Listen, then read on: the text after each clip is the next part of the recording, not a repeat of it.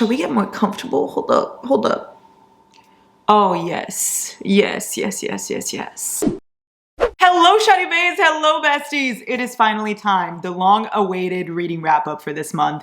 Well, technically last month. First of all, I'm so sorry.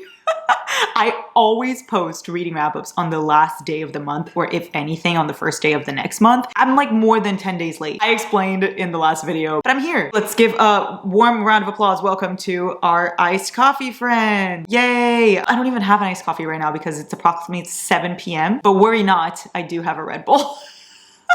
When I'm not drinking iced coffees, I'm drinking Red Bull. Wow, I'm unhealthy. I am here to talk about the books I read in August. As usual, no spoilers in this video. So I started out the month reading Fair Catch and Blindside by Candy Steiner. I did read these on Kindle, but I also have the paperback because I must, you know? So Fair Catch and Blindside are part of the same series, but they are standalone. So you can read Fair Catch and then never read Blindside, or read Blindside and never read Fair Catch. Completely up to you. Fair Catch is about Zeke and Riley. Basically, Riley gets on the football team and she's the only girl on said football team. And her brother has a best friend. You see where I'm going with this? The best friend is Zeke, and he's also on said football team. I don't really know what the plot of this book was. It was very much just brother's best friend, and I don't like nothing else really. Like it's more about Riley being on the football team, which is really fucking cool. There's not really much else to this book. I liked it. I rated it 4 stars, but I didn't love it. The conflict, the third act conflict, really pissed me off. It was so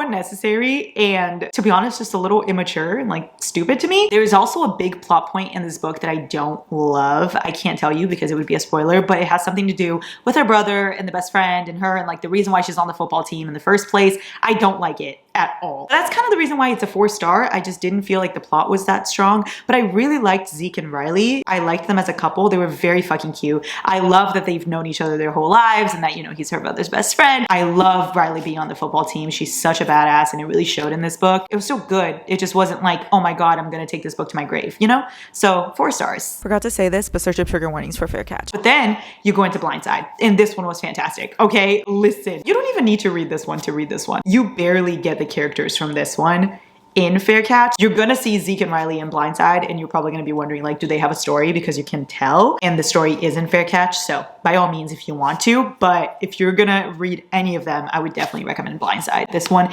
is so good. It's about Clay and Gianna, and Clay is also on the football team. Basically this entire series is about the football team, and Gianna is like the PR management person, and one day Clay gets dumped by his long-term girlfriend and he's very sad about it, and Gianna has a crush on this musician who doesn't seem to pay her any attention. Clay and Gianna strike a little deal that they're going to fake date. So Gianna gets the attention of the guy she wants, and Clay makes his ex-girlfriend jealous. Does that sound like anything to you? Because it's exactly like the deal. It's literally, if you like the deal, you will like this book. It was so good. It was one of those that you really couldn't put down. I was still in a slump when I read it, and this one definitely was one of those that I paused my slump for a second to read this.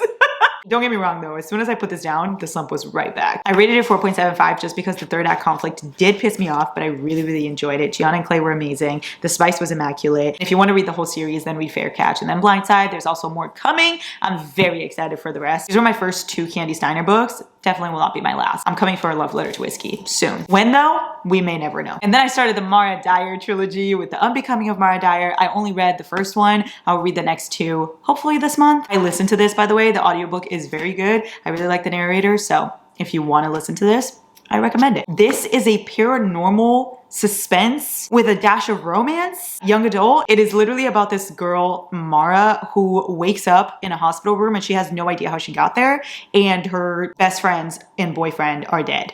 And she's like, what the fuck happened? Why am I here? What's going on? And her parents think it's a good idea to move towns because she just went through something very traumatic and they want her to start over. So they move.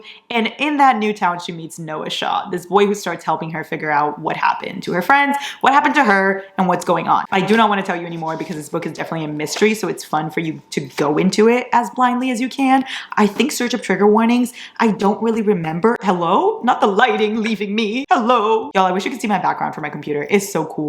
It's a whole Marvel background. It's like an aesthetic of Marvel. I love them.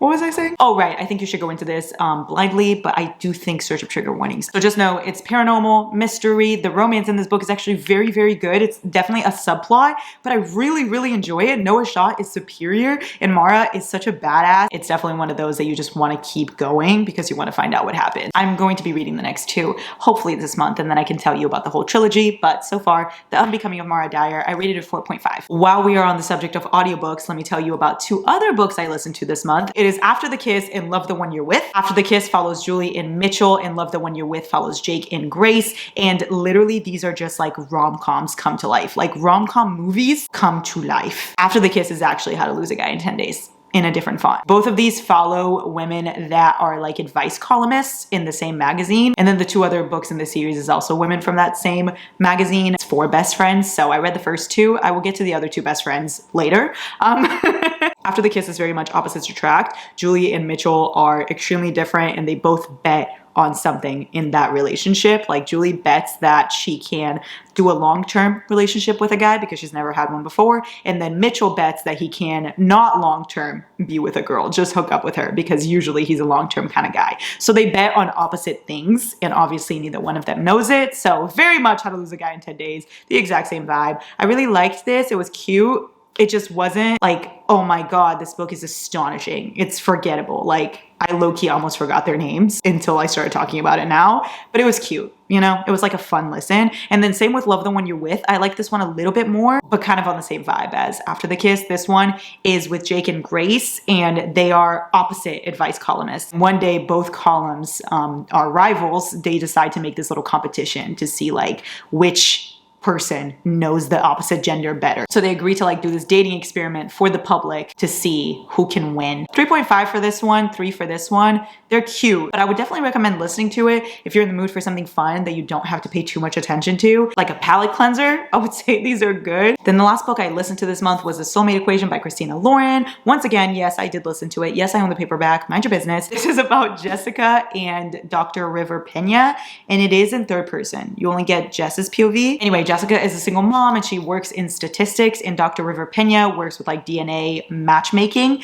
and he's working on this new app that is basically going to be Tinder, except it matches you with the perfect person for your DNA. Jess goes to like do a little tryout sample thing and she gets matched with him and they get one of the highest matches of all time. So they start to date to see if this actually works and to see if the tests were correct. This was okay. I expected a lot more because I love Love in Other Words. It's by Christina Lauren. This one was okay. Like it didn't give what I thought it would. I rated it 3.75 because the plot was really good. I enjoy the fact that it's like DNA testing and matchmaking, forced dating. All of that was amazing. I love single mom. I loved the side characters, like her little kid, amazing. Her best friend, amazing. Even the grandparents, amazing. But the 2 MCs gave nothing, like gave nothing. They were so boring. Jessica, I don't even remember what her personality was, to be honest. And same with River Pena. Like I knew nothing about this man by the end of this book. All I knew is that he was a doctor and that he did DNA testing. I don't know anything about his life. Both their personalities were not there. So 3.75, honestly, I would skip this if I were you. Then I read Better Than the Prom by Lynn Painter, which is just a little short story for Wes and Liz. If you read Better Than the Movies by Lynn Painter, you see Wes and Liz's story, and she's been doing like little short stories for them and little playlists and stuff like that. Little crumbs for people that love Better Than the Movies. So anyway, that's what this was. It was a short story about the prom that you get to see in Better Than the Movies, but from Wes's POV instead. I rated it 4 stars. The only reason it wasn't like a 5, because even if it was a short story, I wouldn't mind rating it a 5. I just kind of want like to see more of Wes and Liz in the future instead of like seeing things from his POV, if that makes sense. Because Better Than the Movie ends and you're like wondering what happens next because there's like not a big epilogue like 5 years into the future or anything. So I would want that. Better Than the Prom kind of felt redundant because we already got it, except it's from a different POV. I loved it though, 4 stars. Then I read Love on the Brain by Ali Hazelwood. This was just released this month, I'm pretty sure. This one follows Levi and B, and unlike The Love Hypothesis, it is not in third person. We fucking love to see it. It is another women in STEM romance. I'm pretty sure that that's Ali Hazelwood's like whole niche. We love to see it, honestly. I was a woman in STEM, so we love that. Anyway, B gets hired to work in this project for NASA, and she's very excited, but then lo and behold, she sees that who is working working with her is Levi, someone that she hates from college. And why does she hate him? Because she thinks he hates her. So now she feels very awkward working with him, but she's gonna put all those differences aside because it's fucking NASA and she wants to work there. This was cute, but it wasn't amazing. It was a 4-star. This one, I felt like I got to know Levi and B way more than I did in The Love Hypothesis with Adam and Olive, but I liked the story in The Love Hypothesis more, and I feel like because it was my first Allie Hazelwood, it was all brand new to me, and I really loved the whole Kylo Ren vibe it gave. In this one, since this is literally, I think, my 4th Allie Hazelwood book, this felt, you know, kind of like the same. So I want Allie Hazelwood to give me something else. Like I would love to see her write Dark Academia, something else other than just like a woman in science falling for a guy in science, and you know, she thinks he hates her, but he doesn't actually hate her. He loved her the whole time, and yay, the end. So I would love to see something else because this felt like too much of the same thing, but I still really enjoyed it. Also, people are like really upset that she had galaxy leggings. Like apparently B had galaxy leggings in a scene. I don't even fucking remember that. I'm not gonna lie. People were really upset about it. I don't really care what she's wearing. So that didn't really upset me in any way. Did I tell you what I rated it? I rated it a 4-star. And this next one I read on my Kindle, it's called Sustained by Emma Chase. It follows Jake in Chelsea, and Jake is this corporate lawyer who wants nothing to do with love. He claims he's never gonna fall in love. He's just gonna be a playboy for the rest of his life. But then he meets Chelsea, and Chelsea is this very put together woman who takes care of like 6 kids. She literally takes care of 6 kids, 6 children. She's a saint. The woman is a saint. He meets her and everything changes. I DNF'd this because I hated it so fucking much. I think I got to like 30% and then I said, I can't do this anymore. Let me explain myself, okay? Chelsea, she didn't give me much. She was just there. But Jake was horrible. Being in his mind was horrible. And this entire book, I think, is told from his POV. I would rather never have coffee again than be in Jake's mind for one more second. He was just so unlikable that I couldn't keep going because the entire book was in his POV. But I loved the kids. Like the dynamic of all 6 kids was so fucking good. I loved the family and I wanted to see the family change him really badly, but I couldn't put up with it. So if you tell me that this is a book maybe I should go back to eventually, I'll try. But y'all, the only good thing about this book were the kids. Is that enough? Are kids enough? Anyway, 1 star. I DNF'd it. DNF, by the way, means did not finish. So it just means that I got to like 30% and then I called it quits. I said, peace out, goodbye. Life's too short for me to read a book I don't fucking like. Shoddy Bays, this is when things started going really downhill for me because I finished the trilogy that I loved so much. And that is the Inheritance Games trilogy. I read the Inheritance Games last year and I told you guys how obsessed I was with it. So as soon as the final Gambit came out, I ran to Barnes & Noble and I bought it, and then I was able to read Hawthorne Legacy and the Final Gambit. I also like skimmed through my Inheritance Games so that I could remember everything, and then once I caught myself up, I read these 2. So read the Inheritance Games first, and then the Hawthorne Legacy, and then the Final Gambit. This is not one that you can read them separately. It is a trilogy. You have to read one to understand the other in order. I would so recommend, okay, listen, it is literally about this girl Avery, and she inherits billions of dollars from this billionaire that passed away, Tobias, and she has no idea why because she never met Tobias Hawthorne, but she inherited all his money when he passed away. But the catch is she has to go live in his mansion with his 4 grandsons, and she has to play some riddles and some puzzles to figure out why the fuck she got that money and why the family didn't. And in that mansion, amongst those grandsons is Jameson and Grayson Hawthorne. So there is a little bit of a love triangle in these books. I will tell you right now, I am Team Jameson. You can be Team Grayson though, that's okay. That's what the Hawthorne Legacy and the Final Gambit is. It continues that story. I can't tell you anything about these because it'll literally spoil the entire thing, but I loved them. Love the series so much. I'm very attached to these characters. Avery is an amazing MC. I loved her so much. She was so strong, but at the same time, very kind and very smart. And then Jameson is everything to me. I don't even want to talk about it. He's everything. And Grayson is iconic as well. Let me not say iconic. I don't really like Grayson all that much, you guys. I'm sorry. I'm sorry. But not even just them, like Max and Libby and Nash and Xander, all the characters are amazing in these books. So I would highly recommend this series. Read the Inheritance Games, read Hawthorne Legacy, read the Final Gambit. You will not regret it. And these are very good if you're in a slump because they're so fast paced. The Hawthorne Legacy, I rated a 4.25, and the Final Gambit, I rated a 4.75. I loved these so much. The last 3 books I'm going to talk about today, Shoddy Bays, is the reason why I'm in a slump all over again. They took me out, completely took me out, because all I did was read these books, and they're long, okay? But then they put me right back in because now that I finished, I am empty inside. I am a shell of the person I used to be. And that is The Magnolia Parks universe by Jessa Hastings. The last time I felt like this was Addicted Calloway. So let that sink in. Addicted Calloway is the only universe that has ever made me feel the way this is making me feel. So doing that information what you will, let me just say this series is not finished yet.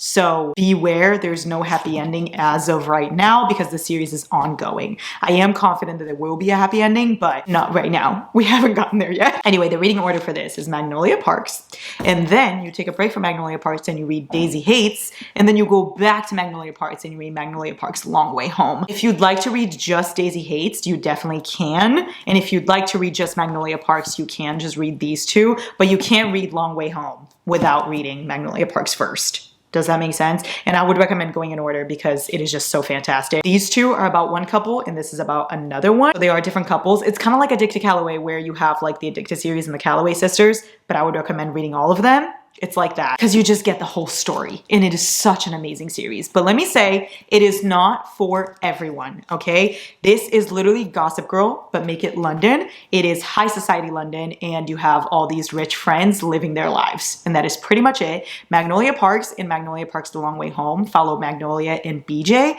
and it is dual POV and they are Chuck and Blair. Chuck and Blair in book form. They're very toxic. There is cheating involved. There's a lot of other women and other men. She dates other people. He has sex with other girls. So beware of that going into these. It is not one of those like fluffy, oh my God, they'll always choose each other romances, but it is. You know, like it's still soulmates to me, but they just make mistakes. And I love that. I love flawed characters. I love seeing characters that make mistakes. It makes them more human. It makes them more fun. If you don't forgive cheating, I would not read Magnolia Parks. But if you do, please read this because it is so good. Just picture Chuck and Blair, honestly. If you like Chuck and Blair, I feel like you would love this. And then Daisy Hates is a story about Daisy and Christian, also dual POV. They are less toxic than Magnolia and BJ. This is literally a mafia romance. If you want something a little more stable, but not even really that stable, Daisy and Christian. Daisy Hates. This one has 3 POVs. You have Daisy, you have Christian's, and you have Daisy's brother, Julian, who is my favorite human of all time. Let me just say, my ranking for this series so far is for guys, BJ at number 1, Julian at number 2. Love them with my entire fucking heart. And then for the girls, Magnolia has to be number 1. She's my fucking queen. And then couple-wise, number 1 is Magnolia and BJ. They're my Lilo, but make it more toxic. These characters go through a lot together and separately, so just be aware of that. It's not for everyone, and it's okay if it's not for you, but you know, try it out, and if it's for you, that's great. If it's not, that's great as well. They talk about spice a lot. You're aware these characters are having sex, but you don't see it. Like, you don't see the smut happening, but it's still a prominent part of the books. Search up trigger warnings for the entire Magnolia Parks universe as well. This is my new favorite series of all time, right after Addicted Calloway. It is the Magnolia Parks universe. I am so attached. I'm so sad I don't have another one yet. There's gonna be another Daisy Hates in December, and then the next and last Magnolia Parks comes out in July of next year, y'all. July! Literally my birthday. What the fuck? I'm pretty sure there's gonna be 4 Daisy Hates, so only the second one's coming out in December, and then we have to wait for the next 2. And Magnolia Parks is only gonna have 3, so the next one will be the last. And I don't know if she's gonna be writing anything else in this universe, but I sure fucking hope so. These books are everything to me, and they put me right back in a slump because after I finished them, I wanted nothing to do with reading anymore. And I haven't read since then. So, how's the weather, Parks? These are for sure my favorite reads of the year. Please read these, honestly. You're going to be so attached to Magnolia and BJ, y'all. Wow. And not just Magnolia and BJ, all the characters. And Daisy, oh, Julian, Jonah, Henry, Bridget. How's the weather over there, Parks? These books, you guys, like, it's one of those that you're gonna wanna kill them, but then you're also going to want to kill for them. At the end of the day, I rated all of these 5 stars. 5 million stars. Infinity stars. Taking these books with me when I die. Anyway, those are all the books I read this month, Shoddy Bays. I'm pretty sure those were 13 books. Let me know what other videos you want to see. I promise next month's wrap up, or this month, September, won't be as late as this one is. Do I promise? I promise. But let's remember, I kind of lie sometimes for fun. So, I love you, I love you, I love you.